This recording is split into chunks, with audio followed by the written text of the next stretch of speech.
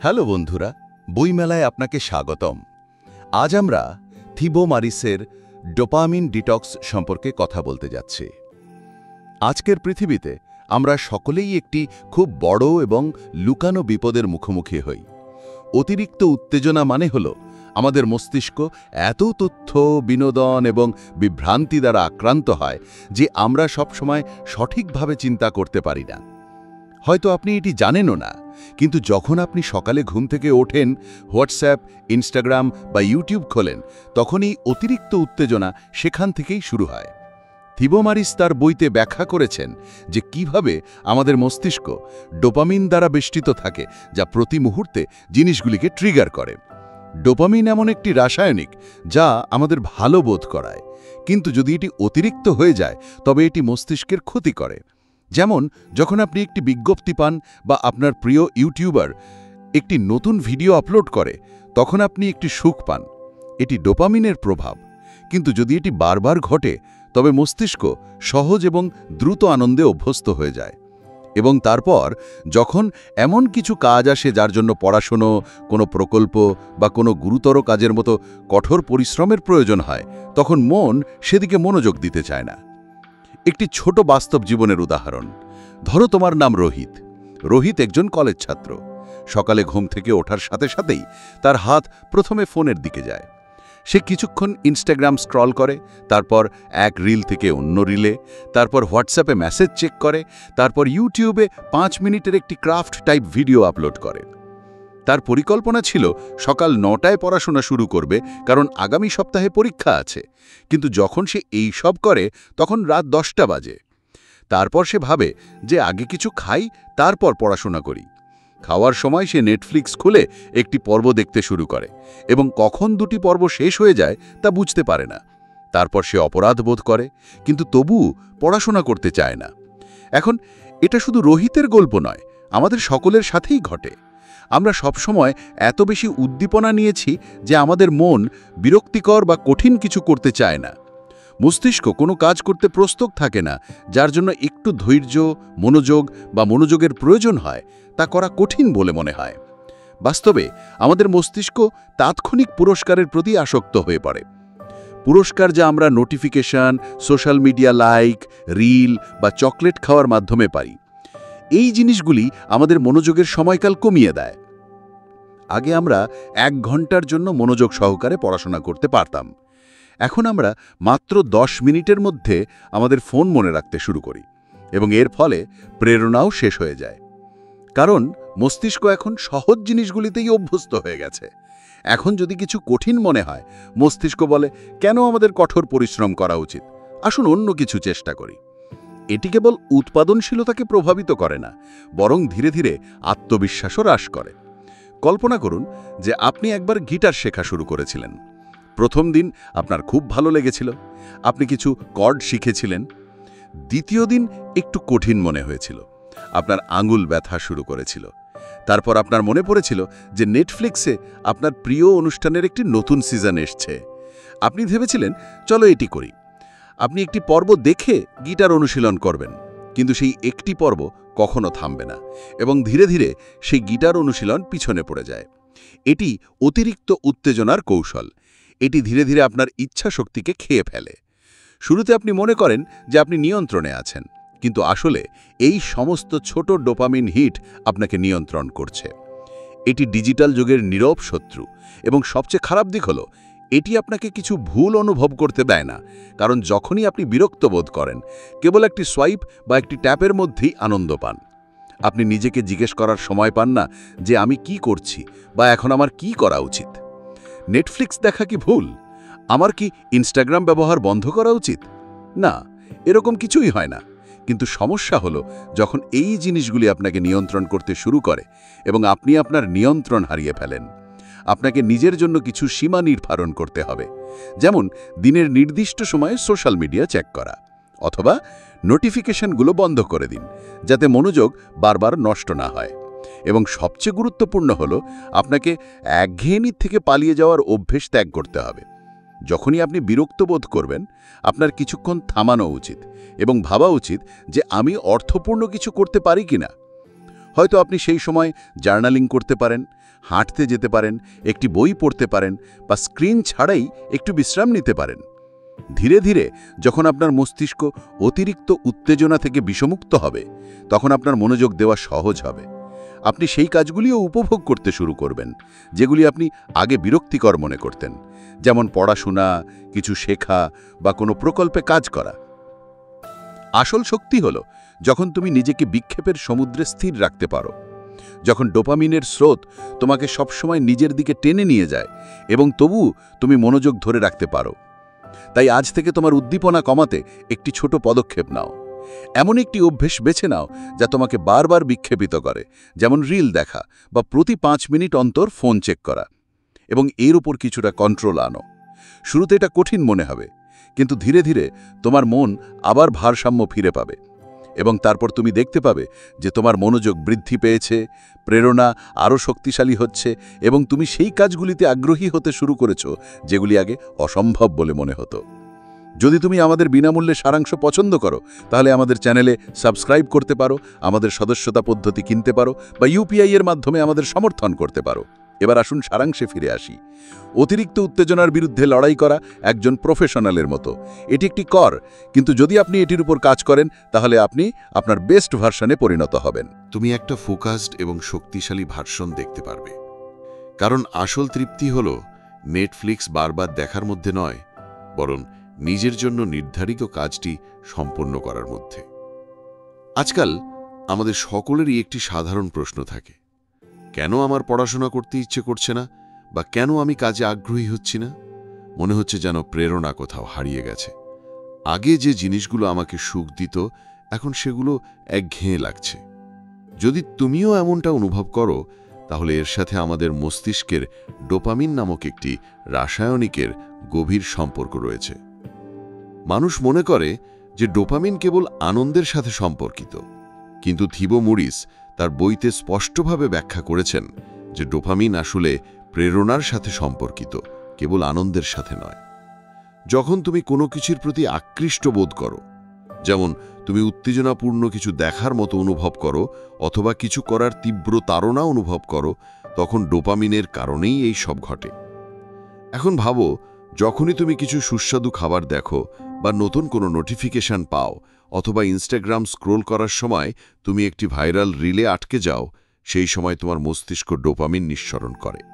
এটি তোমাকে সংকেত দেয় যে হ্যাঁ, এই জিনিসটি মজাদার এবং এটি তোমাকে পুরস্কার দেবে, তাই তুমি বারবার এটি করতে চাইবে। ডোপামিনের ভূমিকাই হল আপনাকে পুরস্কার পাওয়ার দিকে ঠেলে দেওয়া। এবার কল্পনা করুন, প্রতিদিন সকালে ঘুম থেকে ওঠার সাথে সাথেই আপনি আপনার ফোন তুলে হোয়াটসঅ্যাপ, ইনস্টাগ্রাম, ইউটিউব, স্ন্যাপচ্যাট একের পর এক দেখছেন। প্রতিটি প্ল্যাটফর্ম আপনাকে ডোপামিনের একটি নতুন হিট দেয়। আপনি একটি রিল দেখেন, আপনি ডোপামিন পান, পরবর্তী রিলটি দেখুন, তারপর ডোপামিন, এবং এই চক্রটি থেমে থেমে চলতে থাকে। আপনার মস্তিষ্ক এতবার ডোপামিন নিঃসরণ করে যে এটি উচ্চ স্তরের উত্তেজনায় অভ্যস্ত হয়ে যায়। এখন যখন আপনি বই পড়া বা কোনো অ্যাসাইনমেন্টে কাজ করার মতো স্বাভাবিক কিছু করতে বসেন, তখন আপনার মস্তিষ্ক এত বেশি ডোপামিন নিঃসরণ করে না এবং আপনি মনে করেন যে এটি বিরক্তিকর বা আপনি এটি উপভোগ করছেন না। আসলে সেই কাজটি বিরক্তিকর নয়, আপনার ডোপামিন সিস্টেম দুর্বল হয়ে পড়েছে। এখন আমি উত্তেজনা চাই, আমি রোমাঞ্চ চাই, আমি তাৎক্ষণিক পুরস্কার চাই। উদাহরণস্বরূপ, বিবেক নামে একটি ছেলে আছে। আগে সে বই পড়তে খুব পছন্দ করত। সে প্রতি সপ্তাহে একটি নতুন বই শেষ করত। কিন্তু তারপর ধীরে ধীরে সে সোশ্যাল মিডিয়ায় আগ্রহী হতে শুরু করে। রিল, মিমস, ইউটিউব শর্ট তার দৈনন্দিন রুটিনে পরিণত হয়। প্রথমে সে ভেবেছিল যে এইসবই কেবল একটু বিশ্রাম, কিন্তু কয়েক মাস পর সে লক্ষ্য করল যে এখন যখনই সে বই পড়তে বসে তখন সে মনোযোগ দেয় না, সে কেবল 2 পৃষ্ঠায় পরে ফোন ধরে। সে আগের মতো উত্তেজনা পায় না। আসলে যা ঘটেছিল তা হল তার ডোপামিন রিসেপ্টরগুলি এত ঘন ঘন এবং এত দ্রুত উদ্দীপনা পেয়েছিল যে এখন সাধারণ জিনিস থেকে ডোপামিন নিঃসৃত হয় না। অতএব পড়াশোনা, পড়া বা দীর্ঘমেয়াদী লক্ষ্য নিয়ে যে কোনো কাজ তাকে সুখ দেয় না, এবং যখন কোনো কিছুই সুখ দেয় না তখন স্বাভাবিকভাবেই প্রেরণাও অদৃশ্য হয়ে যায়। অতএব ডোপামিনের সঠিক ভারসাম্য খুবই গুরুত্বপূর্ণ। যদি ডোপামিন বারবার অতিরিক্ত উত্তেজিত করা হয় তবে এটি তার প্রভাব হারায়। এটিকে একজন বক্তার মতো ভাবুন। যদি আপনি স্পিকারের ভলিউম সর্বদা পূর্ণ রাখেন তবে ধীরে ধীরে এর শব্দের ছজ্জতা হারিয়ে যায়। একইভাবে যখন মস্তিষ্ক ডোপামিনের অত্যধিক পরিমাণ গ্রহণ করে, reel, like, junk food, video game, ক্রমাগত বিজ্ঞপ্তি, তখন এটি সাধারণ আনন্দের ছজ্জতা হারিয়ে ফেলে। এখন এর সলিউশন কি? আমাদের কি ডোপামিন বন্ধ করা উচিত? না, কারণ ডোপামিন খারাপ নয়। এটি আপনার বন্ধু। এটি আপনাকে পদক্ষেপ নিতে অনুপ্রাণিত করে। কিন্তু এর জন্য আপনাকে এটিকে সঠিকভাবে সক্রিয় করতে শিখতে হবে। প্রথমত, আপনার অতিরিক্ত উত্তেজনার অভ্যাসের দিকে মনোযোগ দিতে হবে। একদিন যখন আপনি ডোপামিন হিট নিচ্ছেন তখন নিজেকে পর্যবেক্ষণ করুন। যেমন প্রতি 10 মিনিটে ফোন চেক করা, প্রতিটি নোটিফিকেশনে ঝাঁপিয়ে পড়া, একঘেয়েমি এড়াতে ইউটিউব খোলা বা প্রতিটি কাজের মধ্যে ইনস্টাগ্রাম স্ক্রোল করা। এখন ভাবুন, আপনি যদি সারাক্ষণ ডোপামিন গ্রহণ করেন তাহলে আপনার মস্তিষ্ক কখনোই রিচার্জ করার সুযোগ পায় না, এটি রিসেট হয় না। তাই যখনই আপনি আসল কাজ করতে বসেন ডোপামিন ইতিমধ্যে পুড়ে যায়। তাই ডোপামিন ডিটক্স নামে একটি অভ্যাস আছে। এর অর্থ এই নয় যে আপনি আপনার ফোনটি ফেলে দিন বা সর্বদা একঘেয়ে থাকুন। এর অর্থ হল প্রতিদিন কিছু সময় রাখুন যেখানে আপনি কম উত্তেজনাপূর্ণ কাজগুলি করুন, যেমন হাঁটতে যাওয়া, ফোন ছাড়া কাগজে কিছু লেখা, চুপচাপ বসে থাকা বা আপনার মস্তিষ্ককে ভাবতে দেওয়া। যখন আপনি এটি করেন তখন মস্তিষ্ক ধীরে ধীরে রিসেট হয়। তারপর আপনি একটি বই পড়ার সময় একই ডোপামিন পেতে শুরু করেন যেটা আপনি আগে মিমে পেতেন, এবং কেবল তখনই প্রেরণা ফিরে আসে। আরেকটি উপায় হল একটি ইচ্ছাকৃত পুরস্কার ব্যবস্থা তৈরি করা। এর অর্থ হল প্রথমে কঠোর পরিশ্রম করুন এবং তারপর পুরস্কার পান। যেমন যদি তুমি 30 মিনিট পড়াশোনা করো তাহলে 10 মিনিট রিল দেখো। এটা তোমার মস্তিষ্ককে শেখায় যে পুরস্কার পেতে হলে প্রথমে প্রচেষ্টা প্রয়োজন, এবং এই অভ্যাস অনুপ্রেরণা ফিরিয়ে আনে। অনেক সময় আমরা মনে করি আমাদের প্রেরণা প্রয়োজন, কিন্তু আসলে আমাদের ডোপামিনের সঠিক ব্যবহার প্রয়োজন। যখনই তোমার মস্তিষ্ক আবার স্বাভাবিক পুরস্কার উপভোগ করতে শুরু করবে তখনই প্রেরণা স্বয়ংক্রিয়ভাবে আসবে। এবার একটি ছোট্ট কৌশল দেওয়া যাক। যখনই তুমি কোনো কাজ শুরু করতে চাও এবং তোমার তা করতে ইচ্ছে না হয় তাহলে মাত্র 5 মিনিটের জন্য শুরু করো। মাত্র 5 মিনিট। যখন তুমি শুরু করো তখন মস্তিষ্ক ডোপামিন নিঃসরণ করে এবং সেই ছোট্ট শুরু তোমাকে এগিয়ে যেতে ঠেলে দেয়। ক্রিয়া ডোপামিন বৃদ্ধি করে, এবং ডোপামিন হল ডোপামিনের সবচেয়ে গুরুত্বপূর্ণ অংশ। মজার বিষয় হল এটি শেষ রেখায় নয়, বরং যাত্রার সময় নিঃসৃত হয়। যখন তুমি কোনো কাজের দিকে এগোচ্ছ, যখন তুমি অনুভব করো যে আমি অগ্রগতি করছি, তখনই ডোপামিন শীর্ষে পৌঁছায়। ছোট ছোট ধাপে লক্ষ্য অর্জন করতে এটি কাজ করে। যদি তুমি ভাগ করে অর্জন শুরু করো তাহলে প্রেরণা থেকে যায়। তাই পরের বার যখন তুমি নিরুৎসাহিত বোধ করবে তখন ভাববে না যে তোমার ইচ্ছা শক্তির অভাব আছে, ভাববে যে হয়তো তোমার ডোপামিন সিস্টেম অতিরিক্ত চাপে পড়ে গেছে। এখন একটু বিরতি দরকার, একটু detox. Social media, reel, games এইসব উপভোগ করো, কিন্তু নিয়ন্ত্রণের সাথে। যদি তুমি সবসময় ডোপামিনের সাথে বাস করো তাহলে তোমার মস্তিষ্ক কোনো প্রকৃত অর্জনে খুশি হবে না। কিন্তু যদি তুমি ডোপামিনকে বুদ্ধিমানের সাথে ব্যবহার করো তাহলে তুমি ছোট ছোট জিনিসও খুশি বোধ করবে। কোনো ধারণা বোঝা, কোনো কাজ সম্পন্ন করা, অথবা সত্যিকার অর্থে কোনো কিছুতে মনোনিবেশ করতে সক্ষম হওয়ার মতো জিনিস। ডোপামিন কোনো খলনায়ক নয়, এটি তোমার অভ্যন্তরীণ নির্দেশিকা যা তোমাকে পুরস্কারের দিকে নিয়ে যায়। তোমাকে কেবল দিক নির্ধারণ করতে হবে, তাৎক্ষণিক আনন্দের দিকে অথবা অর্থপূর্ণ তৃপ্তির দিকে। এই পছন্দটি প্রতিদিন তোমার হাতে। কল্পনা করো এমন একটি দিন যখন তুমি সকালে ঘুম থেকে ওঠার সাথে সাথে তোমার ফোন তুলবে না। ঘুম থেকে উঠলে তুমি কোনো বিজ্ঞপ্তি চেক করবে না, ইনস্টাগ্রাম স্ক্রল করবে না বা ইউটিউব খুলবে না। তুমি কোনো মিষ্টি জাতীয় খাবার খাও না কিংবা কোনো ধারাবাহিক দেখো না। এটা শুধু তুমি আর তোমার চিন্তাভাবনা। এটা একটু বিরক্তিকর শোনাচ্ছে, তাই না? কিন্তু এই বিরক্তিকর জিনিসটা তোমার মস্তিষ্ককে রিসেট করার জন্য একটি শক্তিশালী কৌশল হতে পারে। একে বলা হয় ডোপামিন ডিটক্স। ডোপামিন ডিটক্স মানে হলো একটি নির্দিষ্ট সময়ের জন্য নিজেকে ওই সমস্ত জিনিস থেকে দূরে রাখা যা তোমাকে বারবার দ্রুত ডোপামিন হিট করে। এর মানে হলো এমন কার্যকলাপ যা তোমাকে খুব বেশি প্রচেষ্টা ছাড়াই তাৎক্ষণিক পুরস্কার দেয়, যেমন social media, fast food, gaming, binge watching, internet surfing, এমনকি এলোমেলো চ্যাটিং। এখন এই ডিটক্স একদিনের জন্য, এমনকি 24 ঘন্টার জন্য, এমনকি কয়েক ঘন্টার জন্যও হতে পারে। কেউ কেউ এটি পুরো সপ্তাহের জন্যও করতে পারে। কিন্তু নতুনদের জন্য 24 ঘন্টার ডোপামিন ডিটক্স একটি ভালো শুরু। এখন কেন এটি প্রয়োজন? কারণ আজকাল আমাদের মস্তিষ্ক অতিরিক্ত উত্তেজিত। প্রতি 5 মিনিটে যে কোনো নতুন বার্তা, যে কোনো মিম, যে কোনো রিল, যে কোনো বিজ্ঞপ্তি আমাদের মস্তিষ্ককে উদ্দীপিত করছে।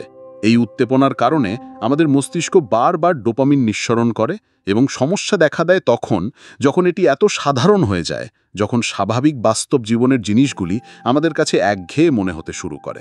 যেমন পড়াশোনা, কোনো বিষয়ে মনোনিবেশ করা, কোনো বই পড়া বা কারোর সাথে অর্থপূর্ণ কথোপকথন করা, এই সমস্ত কিছু আমাদের কাছে কঠিন বলে মনে হয়, কারণ আমরা এতে তাৎক্ষণিকভাবে ডোপামিন পাই না। অন্যদিকে একটি মজার রিল দেখলে মস্তিষ্ক বলে, হ্যাঁ মজা হয়েছে, এটি দেখান। এবং তারপর আপনি একটি রিল থেকে দ্বিতীয়, তৃতীয়, দশম রিলে যান। ডোপামিন ডিটক্সের কাজ হলো আপনার পুরস্কার ব্যবস্থাকে ভারসাম্য ফিরিয়ে আনা। যখন আপনি কিছু সময়ের জন্য ডোপামিন ট্রিগার থেকে দূরে থাকেন, তখন আপনার মস্তিষ্ক স্বাভাবিকভাবেই কম উত্তেজনামূলক জিনিসগুলিকে উপলব্ধি করতে শুরু করে, যেমন হাঁটতে যাওয়া, চিন্তাভাবনা, জার্নাল লেখা, একটি পুরনো বই পড়া বা কেবল বসে থাকা এবং নিজের সাথে কথা বলা। উদাহরণে সমঝো, একটা ছেলে নাম রিয়া সবসময় তার ফোন ব্যবহার করতে চাইতো। সকালে ঘুম থেকে ওঠার সাথে সাথেই তারপর হোয়াটসঅ্যাপ, তারপর নাস্তা করার সময় ইনস্টাগ্রাম, নেটফ্লিক্স, সারাদিন অলস স্ক্রলিং এবং খাবারের সাথে মিষ্টি খাবার। কিন্তু ধীরে ধীরে সে উদ্বিগ্ন হতে শুরু করে। সবকিছুতেই সে দ্রুত বিরক্ত হয়ে যায়, মনোযোগ শূন্য হয়ে যায়। তারপর সে একটি ভিডিওতে ডোপামিন ডিটক্স সম্পর্কে শুনতে পায় এবং এক রবিবার সিদ্ধান্ত নেয় যে সে ডিটক্স করবে। সে তার ফোনটি বিমান মোডে রাখে, সমস্ত বিক্ষেপ দূর করে এবং কেবল সাধারণ কাজ করে। সকালে সে সূর্যোদয় দেখে, 2 ঘন্টা ধরে তার ডায়েরিতে কিছু লেখে, একটি পুরনো বই পড়ে যা সে স্কুলের পরে কখনো স্পর্শ করেনি, এবং সন্ধ্যায় একা হাঁটতে যায়। সেদিন সে অনেক কিছু অনুভব করেছিল যেটা সে অনেক দিন ধরে মিস করছিল: শান্তি, স্পষ্টতা এবং সামান্য মানসিক সতেজতা। পরের দিন যখন সে আবার তার ফোন ব্যবহার করে, স্ক্রলিংয়ের প্রতি তার সেই আবেগ কিছুটা কমে গেছিল। ডোপামিন ডিটক্সের সবচেয়ে বড় সুবিধা, এটি আপনার মস্তিষ্ককে পুনর্সেট করে। আপনি আপনার আসল স্বয়ে ফিরে আসেন। লক্ষ্য, এখন আপনি স্বাভাবিকভাবেই প্রকৃত আগ্রহ এবং অর্থপূর্ণ কাজের প্রতি আকৃষ্ট হতে শুরু করেন। প্রশ্ন জাগে, ডিটক্স মানে কি আমাদের সবকিছু ছেড়ে দিতে হবে? উত্তর হলো না। ডিটক্স কোনো স্থায়ী জিনিস নয়, এটি একটি অস্থায়ী বিরতি, যাতে আপনার মস্তিষ্ক পুনর্চার্জ করা যায়। ঠিক যেমন জিমের পর পেশি পুনরুদ্ধার হয়, ডোপামিন ডিটক্স হলো পুনরুদ্ধার আপনার মস্তিষ্ক। অনেক সময় মানুষ মনে করে যে এটি কেবল ফোন বা সোশ্যাল মিডিয়া ছেড়ে দেওয়ার নাম, কিন্তু আসলে এটি একটি আজীবন বিরতি, যেখানে আপনি নিজের সাথে সংযোগ স্থাপন করেন। একটি ডোপামিন ডিটক্স দিন এরকম কিছু দেখতে পারে: সকালে অ্যালার্ম ছাড়া ঘুম থেকে ওঠা, কোনো দিকে তাকিয়ে না থাকা অন্তত দুপুর পর্যন্ত, স্ক্রিনে ব্রেকফাস্টে সাধারণ খাবার খাওয়া না, চিনি নেই, দিনের বেলায় জার্নাল বা বই পড়া, কবিতা আঁকা বা বাগান করা, বিক্ষত না থাকা, প্রতি 2 মিনিটে ফোন চেক না করা, রাতে ইউটিউব বা নেটফ্লিক্স ছাড়া ঘুমানোর জন্য। এই সব কিছুই শুরুতে একটু অস্বস্তিকর শোনাতে পারে, কারণ আপনি এমন হয়ে গেছেন। অভ্যেসের দাসত্বের কারণে আপনি প্রতিটি একঘেয়েমি থেকে পালাতে চান, কিন্তু একঘেয়েমি থেকে পালানোই সমস্যা, কারণ একঘেয়েমি হলো সেই দরজা যেখান থেকে সৃজনশীলতা, কল্পনা এবং গভীর চিন্তাভাবনা শুরু হয়। যখন তুমি প্রতি একঘেয়েমির মধ্যে ফোন ঢুকিয়ে দাও, তখন মস্তিষ্ককে চিন্তা করার সুযোগ দাওনি। আর এই কারণেই আজকাল মানুষ গভীরভাবে চিন্তা করতে পারছে না, আসল ধারণা আসে না, এবং তারা দ্রুত সবকিছু থেকে বিরক্ত হয়ে যায়। ডোপামিন ডিটক্স একঘেয়েমিকে আলিঙ্গন করতে শেখায়। অন্যতম সুবিধা হলো আত্মসচেতনতা। যখন তুমি সারাদিন বিক্ষেপ থেকে দূরে থাকো, তখন নিজের সম্পর্কে অনেক কিছু বুঝতে শুরু করো। তুমি কিসের ভয়ে পাওয়া? তুমি কি মিস করছো? নোইনলি তুমি ডিটক্স চাও, এটা তোমাকে এটাও শেখায় যে আসল সুখ সবসময় উত্তেজনায় নয়, বরং প্রশান্তিতে থাকে। এটা ঘটে যখন কোনো পুরনো বন্ধুর সাথে কথা বলা, নিজের সাথে বসে থাকা, অথবা শখের বসে থাকা। এখন ধরুন আপনি ডোপামিন ডিটক্স করতে চান, তাহলে আপনি কিভাবে এটি শুরু করবেন? এটা সহজ। প্রথম ধাপ, কোন দিন আপনি এটি করবেন তা ঠিক করুন। রবিবার বা ছুটির দিন সবচেয়ে ভালো। দ্বিতীয় ধাপ, ডোপামিন ট্রিগার করে এমন কার্যকলাপের একটি তালিকা তৈরি করুন: ফোন, মিষ্টি জাতীয় খাবার, গেম ইত্যাদি। তৃতীয় ধাপ, একদিনের জন্য এগুলো সব বন্ধ করুন। কোনো অতিরিক্ত চাপ নেবেন না, শুধু নিজেকে পর্যবেক্ষণ করুন। চতুর্থ ধাপ, ডিটক্স দিবসে আপনি কি করবেন তা পরিকল্পনা করুন: হাঁটা, ডায়েরি, পড়াশোনা, ছোট ছোট গৃহস্থালির কাজ, পারিবারিক সময়। পঞ্চম ধাপ, ডিটক্সের পরে আপনার চিন্তা ভাবনা লিখুন। আপনি কি অনুভব করেছিলেন? কি কঠিন ছিল? কি শান্তিপূর্ণ ছিল? আমি অনুভব করেছি যে এই সব করার মাধ্যমে আপনি বুঝতে পারবেন কত কিছু নীরবে আপনার শক্তি গ্রাস করছে, এবং যখন আপনি সেগুলি থামিয়ে দেবেন তখন আপনার ভিতরে একটা নতুন স্পষ্টতা, একটা নতুন প্রেরণার জন্ম হবে। গুরুত্বপূর্ণ বিষয় হল, ডোপামিন ডিটক্স কোনো শাস্তি নয়, এটি একটি উপহার যা আপনি আপনার মনকে দেন। এটি কোনো ধর্মীয় বা চরমপন্থী বিষয় নয়, বরং বৈজ্ঞানিকভাবে সমর্থিত একটি অনুশীলন যা উৎপাদনশীলতা, সৃজনশীলতা এবং মানসিক ভারসাম্য ফিরিয়ে আনতে পারে। ডোপামিন ডিটক্স একটি স্মরণ করিয়ে দেয় যে আপনি আপনার মনের মালিক, এর দাস নন। আপনি কি গ্রহণ করবেন, কখন গ্রহণ করবেন এবং কতটা গ্রহণ করবেন তা আপনিই ঠিক করেন। যখন আপনি নিজেকে স্বল্পমেয়াদী আনন্দ থেকে দূরে রাখেন, তখনই আপনি দীর্ঘমেয়াদী পরিপূর্ণতার দিকে এগিয়ে যান। একদিনের ডিটক্স আপনার জীবনকে পরিবর্তন নাও করতে পারে, তবে এটা আপনাকে সেই দরজাটি দেখাতে পারে যেখান থেকে আসল পরিবর্তন শুরু হয়। এবং যখন আপনি বারবার সেই দরজা দিয়ে যান, তখন আপনি নিজেই এটি দেখতে শুরু করবেন যে আজকাল সবচেয়ে বিরল একটা শান্ত, অনুপ্রাণিত এবং সচেতন মন। তাই কখনো কখনো বিরতি নেওয়া প্রয়োজন, যাতে আপনি আবার সঠিক দিকে এগিয়ে যেতে পারেন। এটি ডোপামিন ডিটক্সের আসল অর্থ। ভেবে দেখুন, আপনার মন একটি ছোট্ট শিশু যে চকচকে খেলনা পছন্দ করে। প্রতিবার যখন সে কারোর কাছ থেকে উপহার পায়, যখন সে উজ্জ্বল, জোরে বা সুস্বাদু কিছু পায়, তখন সে খুশি হয় এবং বারবার একই জিনিস চায়। আজকের আমাদের মনের অবস্থা এটি। Social media, internet browsing, video game, porn, প্রক্রিয়াজাত খাবার, এমনকি মন্ত্রিকের মতো জিনিসগুলি সেই শিশুকে বারবার চকচকে খেলনা দেয়। কিন্তু সমস্যা হলো, এই খেলনাগুলি সাময়িক আনন্দ দেয় এবং ধীরে ধীরে সেই শিশু, অর্থাৎ আমাদের মস্তিষ্ক, অন্যান্য সমস্ত জিনিসকে বিরক্তিকর মনে করতে শুরু করে। এখন ডোপামিন ডিটক্স প্রক্রিয়ার সবচেয়ে গুরুত্বপূর্ণ ধাপ হলো এই উচ্চ ডোপামিন ট্রিগারিং কার্যকলাপগুলি থেকে নিজেকে দূরে রাখা। এই কার্যকলাপগুলি আমাদের মনোযোগ এবং পুরস্কার ব্যবস্থাকে এমনভাবে হাইজ্যাক করে যে আমরা স্বাভাবিক, উৎপাদনশীল এবং পরিপূর্ণ জিনিসগুলি উপভোগ করতে পারি না। প্রথমত সোশ্যাল মিডিয়া সম্পর্কে কথা বলা যাক। ইনস্টাগ্রাম, ফেসবুক, টিকটক, ইউটিউব, এই প্ল্যাটফর্মগুলি এমনভাবে ডিজাইন করা হয়েছে যাতে প্রতিটি সোয়াইপ, প্রতিটি স্ক্রোল, প্রতিটি লাইক, কমেন্ট এবং নোটিফিকেশন আপনাকে একটা ছোট্ট ডোপামিন হিট দেয়। তুমি ভাবছো যে মাত্র 2 মিনিট আমি দেখব, কিন্তু তুমি 1 ঘন্টা স্ক্রোল করতে থাকো। তোমার মস্তিষ্কই দ্রুত পুরস্কারের প্রতি এতটাই আসক্ত হয়ে পড়ে যে বাস্তব জীবনে যখন তুমি একটি বই খোলো অথবা কোনো কাজে মনোযোগ দেবার চেষ্টা করো, তখন একঘেয়েমি ইন্টারনেটকে আক্রমণ করে। ব্রাউজিংও একই কাজ করে। যখন তুমি এলোমেলোভাবে কোনো বিষয়ে অনুসন্ধান শুরু করো এবং তারপর এক লিঙ্ক থেকে অন্য লিঙ্কে যাও এবং তুমি নিজেই জানো না যে তুমি কি খুঁজছো, এই সব তোমার মস্তিষ্ককে উদ্দীপনা দেয়, কিন্তু এর কোনো প্রকৃত মূল্য নেই। এবং তারপর যখন তোমার সামনে একটি অর্থপূর্ণ কাজ আসে, তখন মস্তিষ্ক তা এড়িয়ে চলতে শুরু করে, কারণ এটি তা দেয় না তাৎক্ষণিক মজা। ভিডিও গেমগুলিকে কেবল মজার জিনিস হিসেবে বিবেচনা করা ভুল হবে। আজকের গেমগুলি এতটাই ইন্টারঅ্যাক্টিভ, কালারফুল এবং ফলপ্রসূ হয়ে উঠেছে যে সেগুলি বাস্তবের চেয়ে বেশি সন্তোষজনক মনে হয়। বিশ্বের অর্জন প্রতিটি স্তর সম্পন্ন করার সময় তোমার মস্তিষ্ক ডোপামিন নিঃসরণ করে এবং তুমি আবার খেলতে চাও এবং আবার। কিন্তু এটি একটি আসক্তির মতো হয়ে ওঠে। স্বল্পমেয়াদী উত্তেজনা, দীর্ঘমেয়াদী শূন্যতা। পর্নোগ্রাফি আরেকটি উপাদান আছে যা ডোপামিন সার্কিটকে শক্ত করে তোলে। এটি আপনাকে অবাস্তবভাবে উচ্চ উদ্দীপনা দেয় এবং আপনার মস্তিষ্ককে প্রাকৃতিক মানব সংযোগ বা ঘনিষ্ঠতা থেকে দূরে রাখে।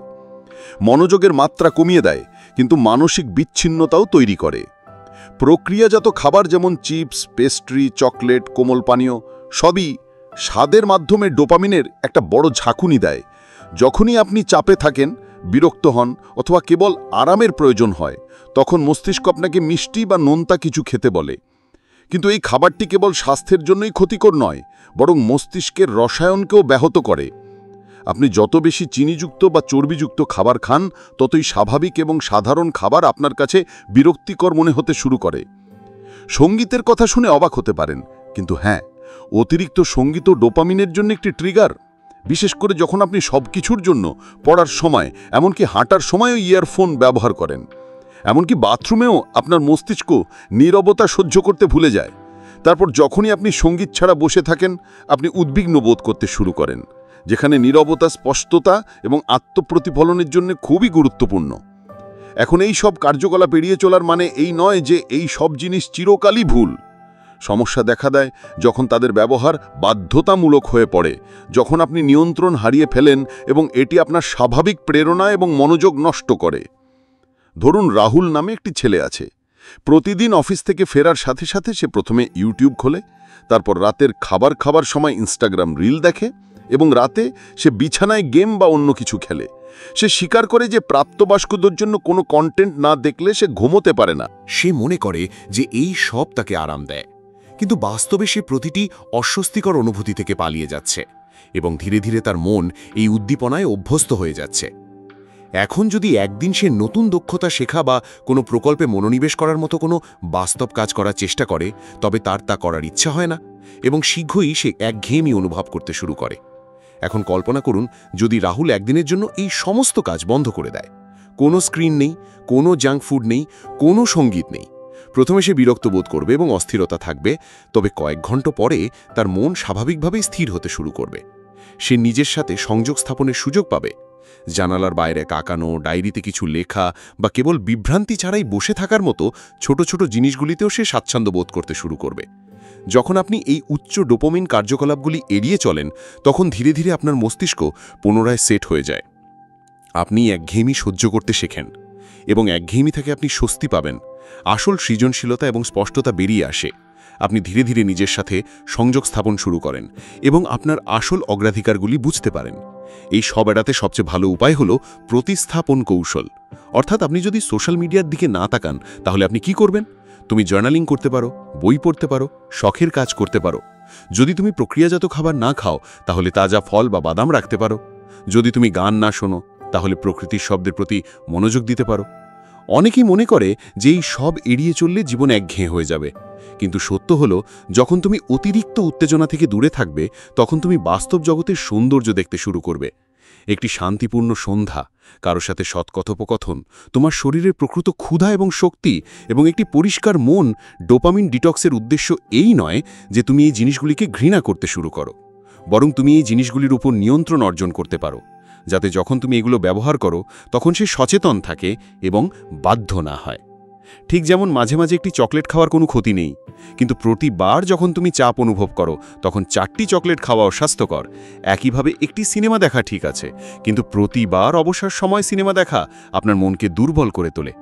আসল স্বাধীনতা হলো যখন তুমি আসক্তি ছাড়াই এই কার্যকলাপগুলি উপভোগ করতে পারো, যখন তুমি সিদ্ধান্ত নিতে পারো যে কি করবে এবং কেন করবে।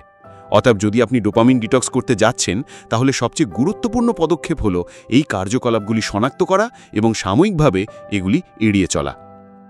আপনি প্রথমে অস্বস্তি বোধ করবেন, কিন্তু অল্প সময়ের মধ্যেই আপনি নিজেকে আরও মনোযোগী, উদ্যমী এবং শান্তিপূর্ণ দেখতে পাবেন। এই প্রক্রিয়ার সবচেয়ে গুরুত্বপূর্ণ বিষয় হলো সচেতনতা। আপনাকে বারবার নিজেকে জিজ্ঞাসা করতে হবে যে আমি কি এই কার্যকলাপটি আমার ইচ্ছার বাইরে করছি নাকি কেবল অভ্যেসের বাইরে। যখন আপনি এই পার্থক্যটি বুঝতে শুরু করবেন, তখন ডিটক্স সফল হয় এবং আপনার মন শক্তিশালী হয়ে ওঠে। কিন্তু শুধুমাত্র যখন আপনি এটিকে সঠিক জ্বালানি দেন। যদি আপনি এটিকে প্রতিদিন শর্টকাট এবং তাৎক্ষণিক পুরস্কার দিয়ে পূর্ণ করতে থাকেন, তাহলে এটি দীর্ঘমেয়াদী সাফল্যের দিকে অগ্রসর হবে না। কিন্তু যদি আপনি কিছুক্ষণের জন্য এই অস্থায়ী আনন্দ থেকে নিজেকে দূরে রাখতে পারেন, তাহলে আপনি শক্তি পাবেন যা আজকের ডিজিটাল জগতে বিরল। শৃঙ্খলা, ধৈর্য এবং স্পষ্টতাই হল ডোপামিন ডিটক্সের আসল উদ্দেশ্য, যাতে আপনি বিভ্রান্তি থেকে বেরিয়ে আসতে পারেন এবং দিক নির্দেশনায় আসতে পারেন। যখনই আমরা ডোপামিন ডিটক্স সম্পর্কে কথা বলি, তখন প্রথমে এটিই মনে আসে। এখন যখন আমাদের social media, internet, video game, junk food এবং অন্যান্য উচ্চ উত্তেজনাপূর্ণ জিনিস ছেড়ে দিতে হবে, তখন আমরা সারাদিন কি করব? আমাদের কেবল বসে থাকতে হবে এবং সময় নষ্ট করতে হবে। এবং এখানেই আমাদের বিকল্প ক্রিয়াকলাপের প্রয়োজন, অর্থাৎ এমন জিনিস যা কম উদ্দীপনা দেয় কিন্তু আমাদের মস্তিষ্ককে পুনরায় সেট করতে সাহায্য করে। এখন একটি জিনিস বোঝা অত্যন্ত গুরুত্বপূর্ণ। কম উদ্দীপনা মানে বিরক্তিকর নয়। এর অর্থ হল যে এমন কার্যকলাপ যা আমাদের মনকে অতিরিক্ত উত্তেজিত করে না কিন্তু তবুও মূল্যবান, তাই হলো আসল ডিটক্সের উদ্দেশ্য। উদ্দেশ্য হলো আমাদের মনকে এত শান্তি দেওয়া যে এটি নিজের ভেতরে তাকাতে পারে এবং তার আসল ইচ্ছা এবং লক্ষ্যগুলি বুঝতে পারে। প্রথম কার্যকলাপ হলো ধ্যান। এখন অনেকেই মনে করেন যে ধ্যান বিরক্তিকর বা কঠিন, কিন্তু বাস্তবে এটি আপনার মনকে কাজ করার জন্য একটি খুব শক্তিশালী উপায়। যখন আপনি কোনো বিভ্রান্তি ছাড়াই কেবল আপনার শ্বাসপ্রশ্বাসের উপর মনোযোগ দেন, তখন আপনি আপনার মনের ইন্তঃস্বর অবলোকন করতে শুরু করেন। শুরুতে এটি কিছুটা অস্বস্তিকর বোধ করে, কারণ আমরা নীরবতা পালনে অভ্যস্ত নই। তবে অনুশীলনের সাথে সাথে আপনি একটি ভিন্ন স্পষ্টতা এবং শান্তি পান। দ্বিতীয় কার্যকলাপ হলো হাঁটা। কিন্তু এখানে আমরা কোনো ফ্যান্সি জিমে হাঁটা বা ট্রেডমিলের কথা বলছি না। এখানে আমরা একটি সাধারণ নীরব হাঁটার কথা বলছি, বিশেষ করে ফোন এবং সঙ্গীত ছাড়া। যখন আপনি রাস্তায় বা পার্কে একা হাঁটছেন, যখন আপনি কেবল আপনার চিন্তাভাবনার উপর মনোযোগ দেন বা প্রকৃতি পর্যবেক্ষণ করেন, তখন আপনার মস্তিষ্ক স্বাভাবিকভাবেই শিথিল হতে শুরু করে। এই প্রক্রিয়ায় আপনি কখনো কখনো আপনার সেই প্রশ্নের উত্তর পান যেগুলি আপনি পর্দার পেছনেই লুকিয়ে রেখে ভুলে গেছেন।